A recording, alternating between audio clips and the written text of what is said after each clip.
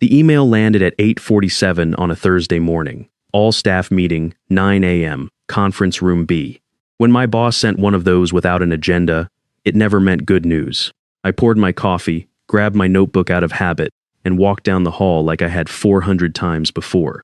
I was the last one in.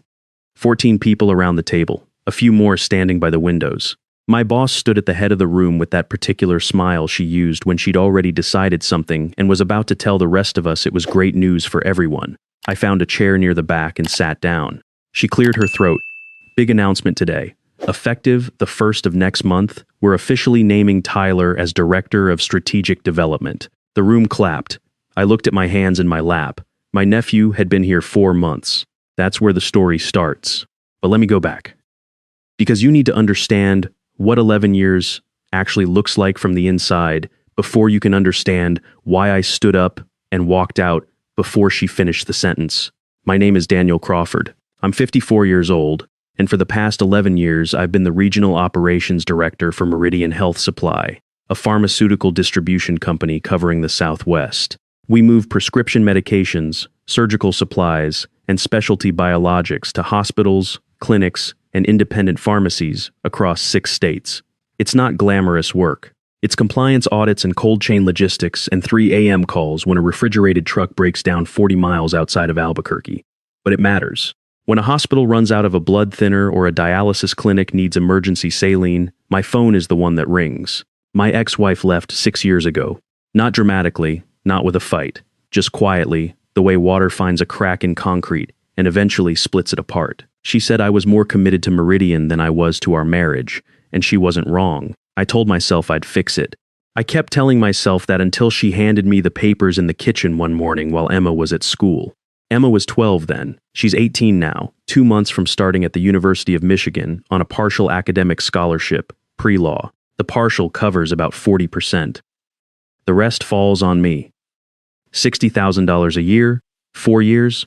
I'd been quietly building toward a promotion for the better part of 3 years, specifically because I knew that math was coming. The promotion to Director of Strategic Development was mine, not in some imagined, entitled way. In the way that my boss had sat across from me at lunch 8 months ago and said, "Daniel, when we restructure in Q1, your name is already on the door." I'd gone home and run the numbers. New salary would cover Emma's tuition, clear the remaining balance on the house by 63, and maybe leave enough to stop eating dinner alone 5 nights a week. 4 months before the announcement, my boss stopped me in the hallway on a Monday. "Hey Daniel, quick heads up. My nephew Tyler is starting Wednesday. Just graduated from Wharton. Wants to learn the operations side of the business. He'll shadow you for a little while, get a feel for how we run things."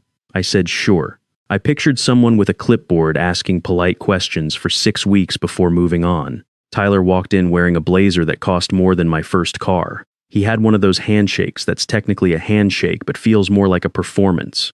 "You must be Daniel," he said. "I've heard you basically run this place." His grin had nothing humble in it.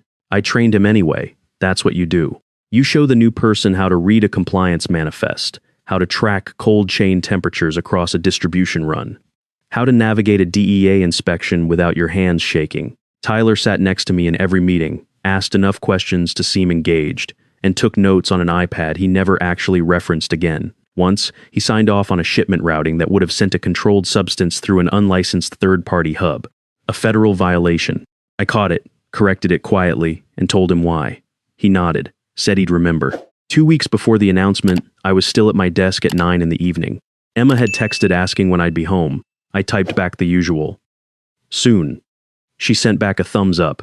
It's a small thing, but there's something about a thumbs up from your kid that stays with you. I was reviewing compliance documentation for our Tucson distribution hub when I heard voices from my boss's office. Her door was pulled almost shut but not latched. I recognized the second voice. Gerald Fitch, our chief revenue officer. "Daniel's been steady, but he doesn't have the vision thing," my boss said. There was a pause. "Tyler's got the energy, the ideas, and he's family, Gerald. At the end of the day, this company stays in family hands." I sat completely still. The hum of the building's ventilation system filled the silence around me. Gerald said, "Daniel's the reason the Southwest Division hasn't had a regulatory failure in 6 years." She said, "Daniel's a technician. He's great at the details, but the next chapter of this company needs someone who can see the big picture. I stood up and walked to the window. 11 years. I'd built a regulatory track record so clean that our district DEA liaison used us as a case study at compliance conferences. I'd renegotiated our cold chain contracts and saved the company $800,000 in a single fiscal year. I'd flown to Sacramento at midnight when our Northern California hub lost power and personally supervised the emergency transfer of $250,000 in temperature-sensitive biologics. And I was a technician. I turned off my monitor, picked up my jacket, and drove home. Emma was asleep on the couch, laptop open to a Michigan admissions forum. I covered her with the throw blanket from the armchair and sat in the kitchen for 2 hours running numbers I already knew by heart. Mortgage was $1,700 a month. Insurance was $850 without employer coverage. Emma's tuition was a fixed wall on the horizon. I couldn't afford to quit. I also couldn't stay somewhere I just learned I'd never actually been considered. I opened my laptop at midnight and typed 2 things: my resignation letter and an email to Patrick Donovan at Apex Medical Distribution. We'd spoken 3 times over the years at industry conferences. The last time, in Denver, he'd said, "Call me if you ever want to have a real conversation." I sent a single line: "Patrick, I'd like to have that conversation." The next morning, I walked into conference room B and heard my nephew's name announced over mine. I stayed in the meeting exactly long enough to hear the word effective.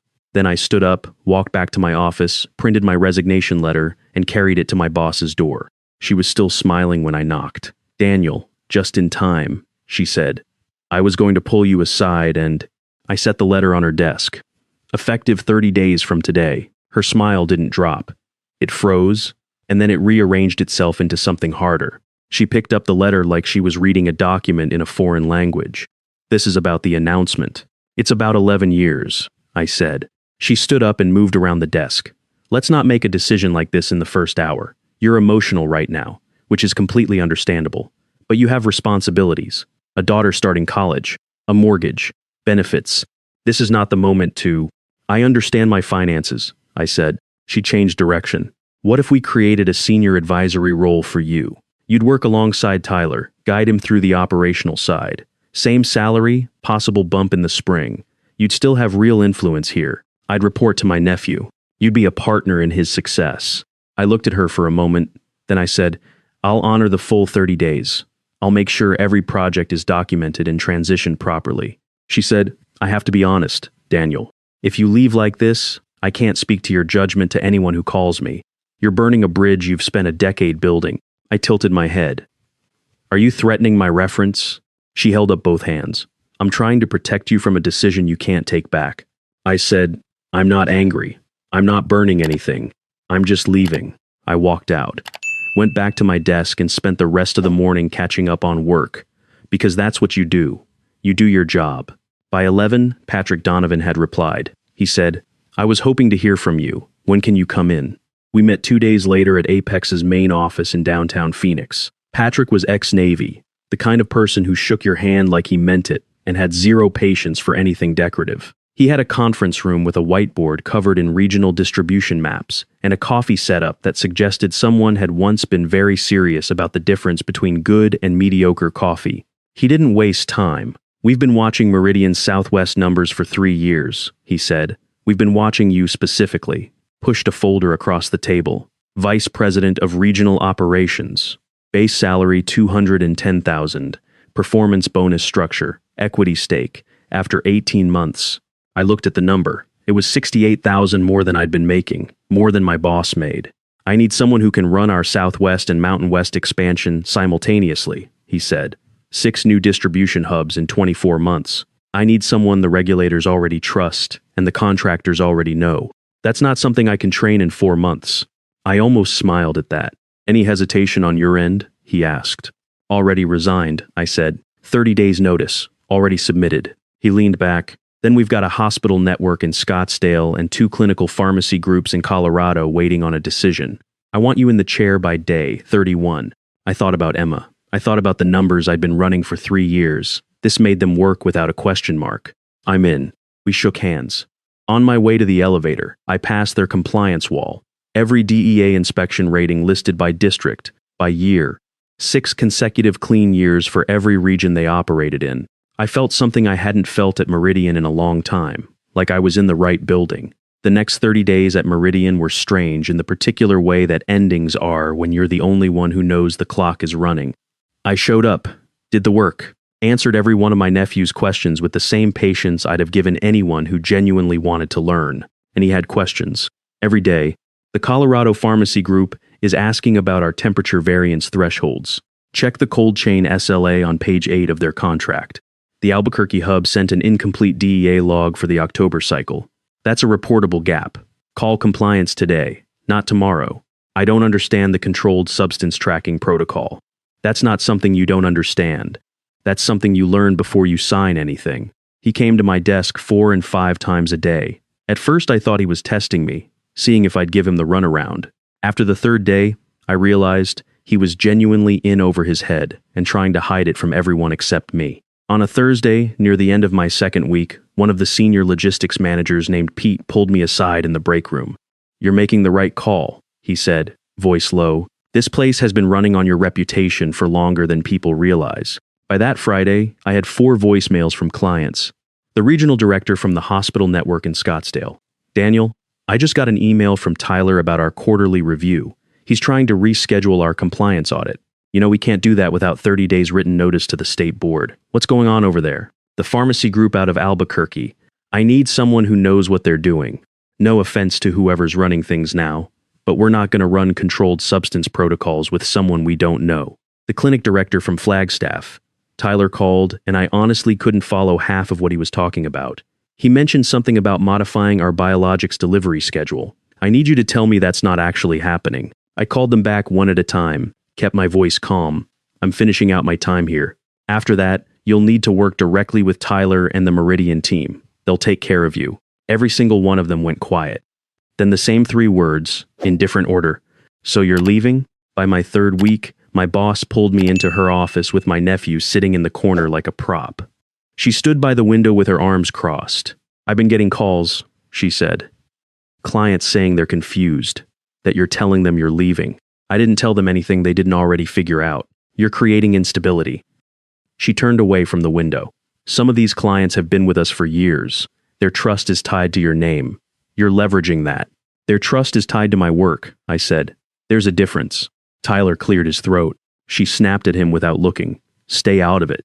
I looked at her. "There's no non-compete in my contract. I've reviewed it.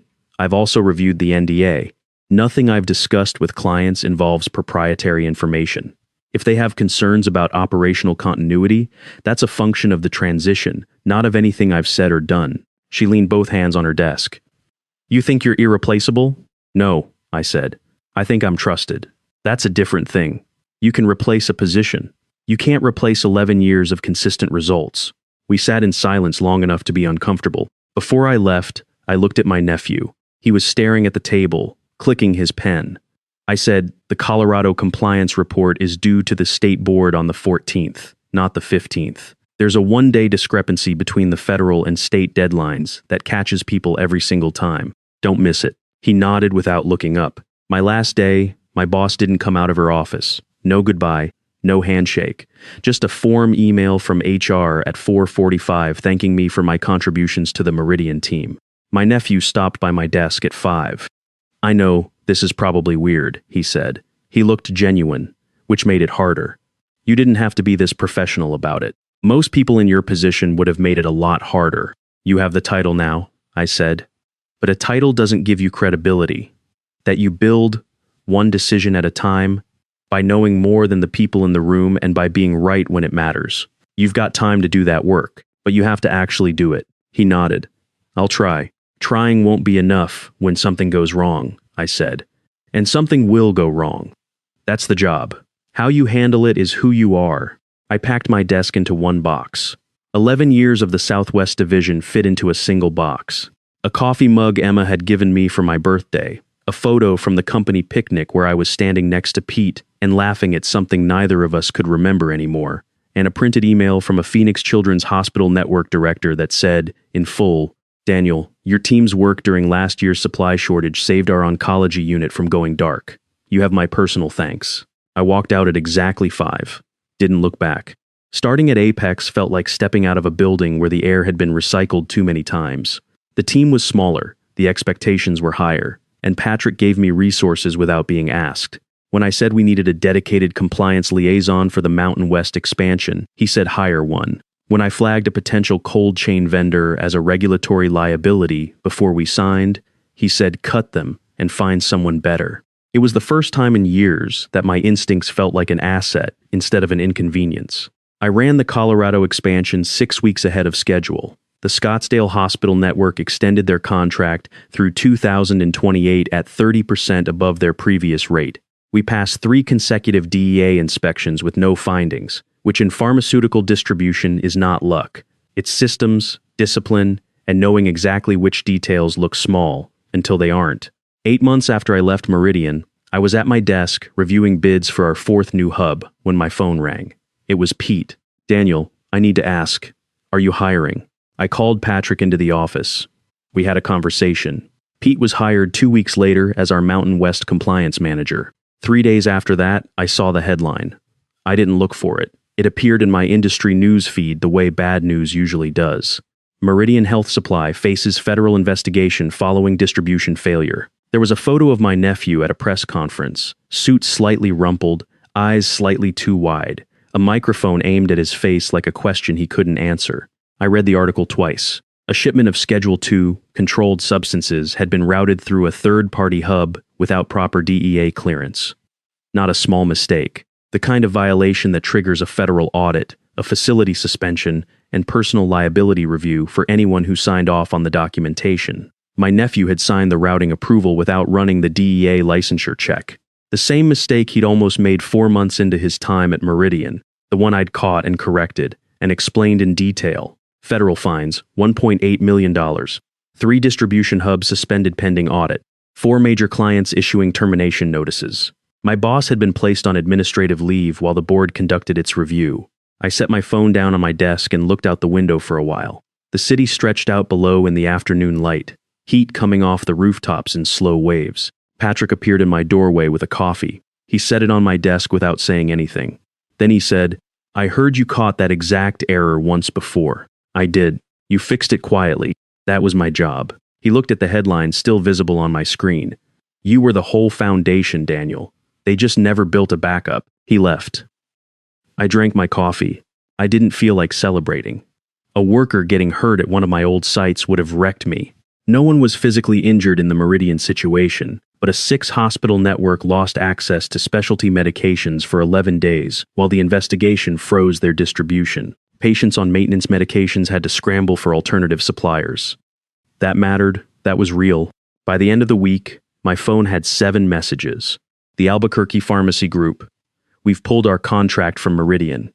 Can Apex take over effective immediately? The Flagstaff Clinic Director. I need to know if you have capacity.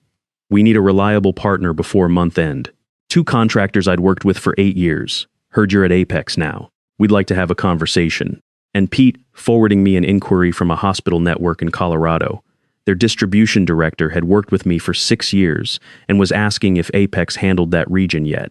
I forwarded everything to Patrick. He looked at the list and laughed once, quiet and certain. You didn't take their clients, he said. You just reminded everyone which side was still standing. By the end of that month, we had added 4 new accounts and $42 million in annual contract value. I didn't gloat. Didn't send emails to anyone at Meridian, just worked. One evening I was in the middle of reviewing a renewal proposal when Emma called. Dad, did you see the news about your old company? I saw it. That's insane. That could have been you stuck in the middle of that. It was me. For 11 years. That's why I left. She was quiet for a moment. I heard her breathing, the way she does when she's thinking through something the way her mother used to. She said, I'm really glad you didn't stay. Me too. Hey, I need to tell you something. Her voice shifted. My scholarship application for the Michigan Merit Supplement came back. And she said a number that made me have to set my pen down. It was more than we'd hoped. It covered the gap between her academic scholarship and the full cost. There was still a gap, but it was manageable. It was a number I could cover on my current salary without touching what I'd been saving. Emma, I said, that's incredible. I know. She laughed a little.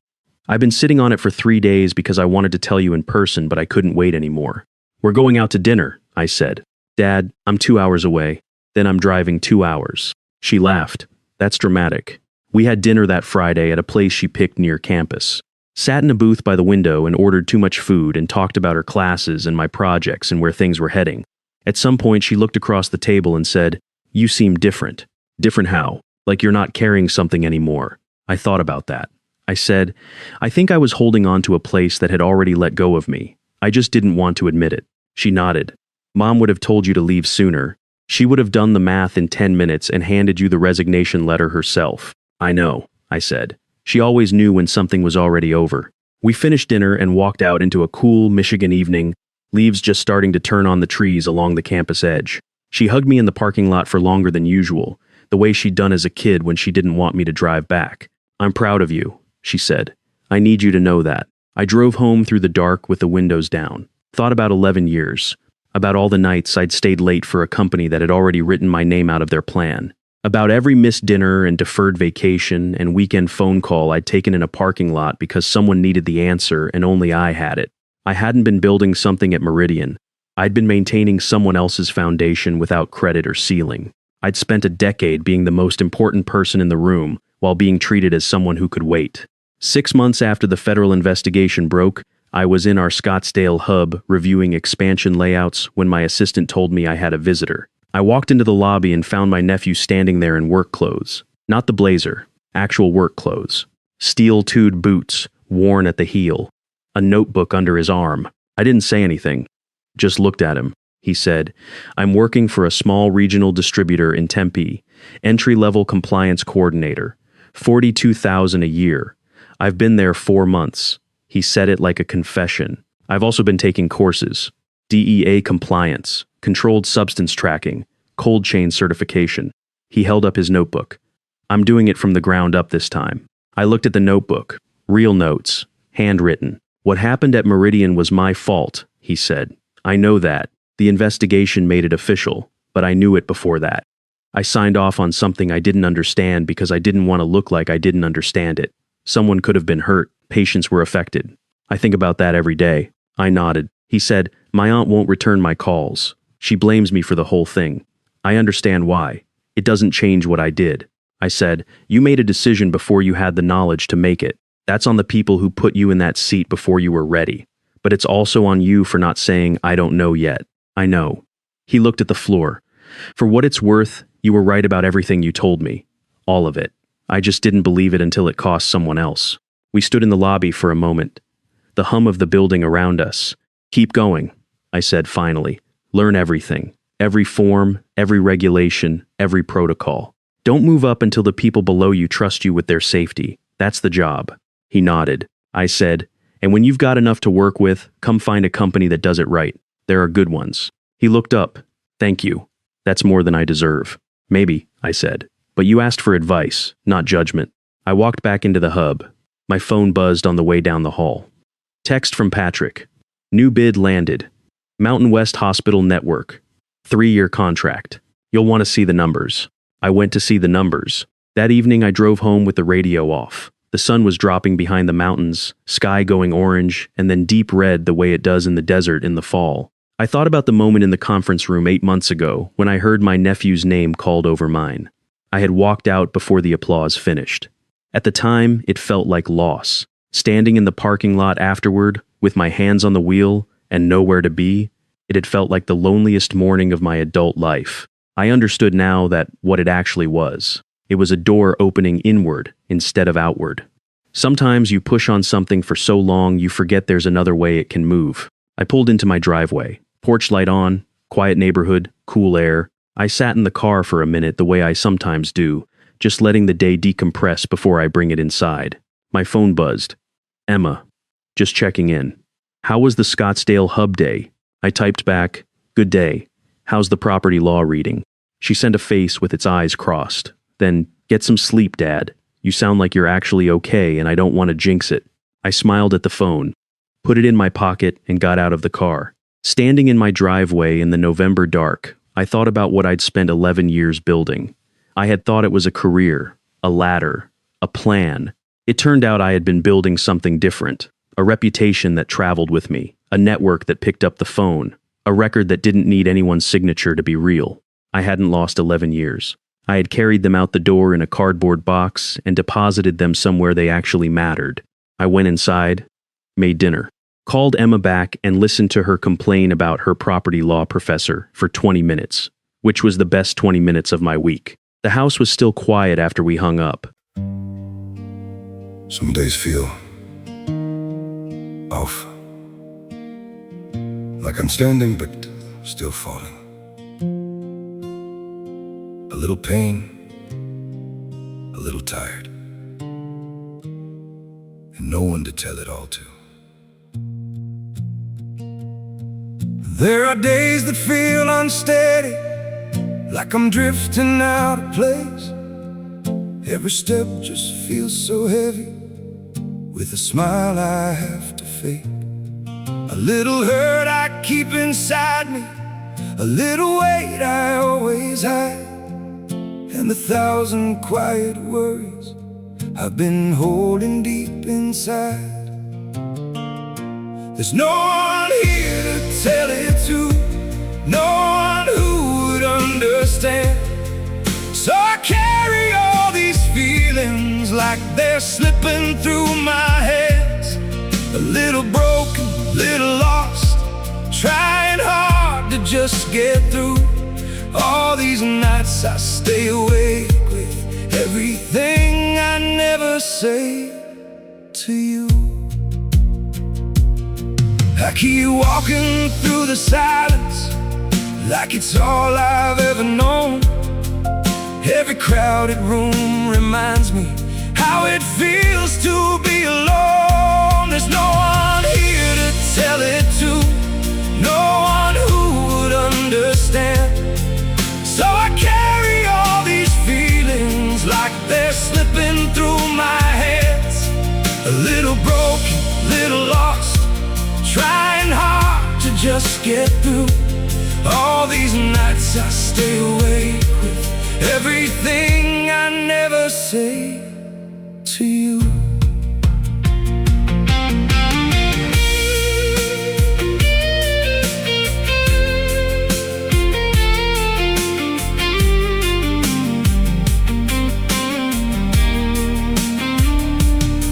Maybe one day I'll be stronger, maybe I'll learn how to speak, but for now I keep it buried in the parts of me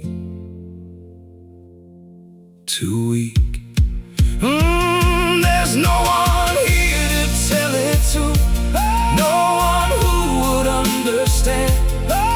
So I carry all these feelings like they're slipping through my hands.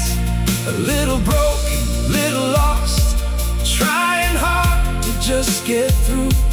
All these nights I stay awake with everything I never say to you.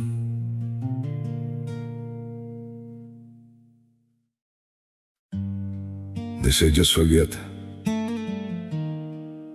move on like it's easy. But forgetting you feels like remembering someone I've never seen. I've been trying to erase you from the places in my mind, but the harder that I fight it, the more you're hard to leave behind.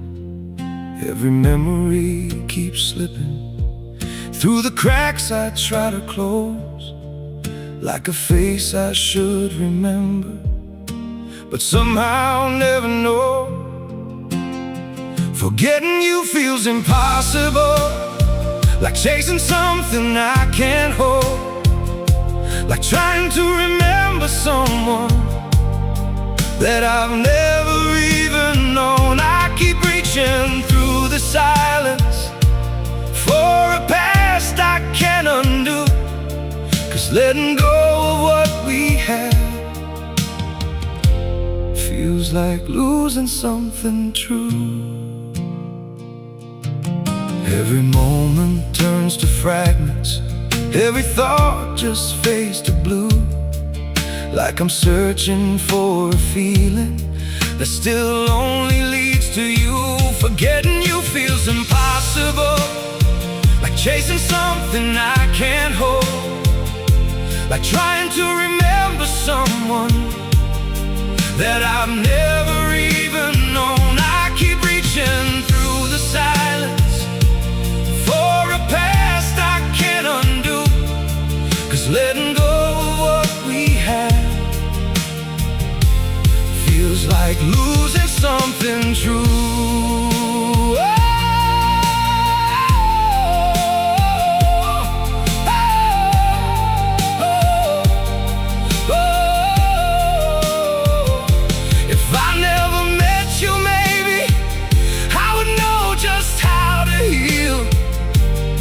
But now every empty moment still reminds me what is real. Forgetting you feels impossible, like chasing something I can't hold, like trying to remember someone that I've never even known. I keep reaching through the silence for a past I can't undo, 'cause letting go of what we had feels like losing something true.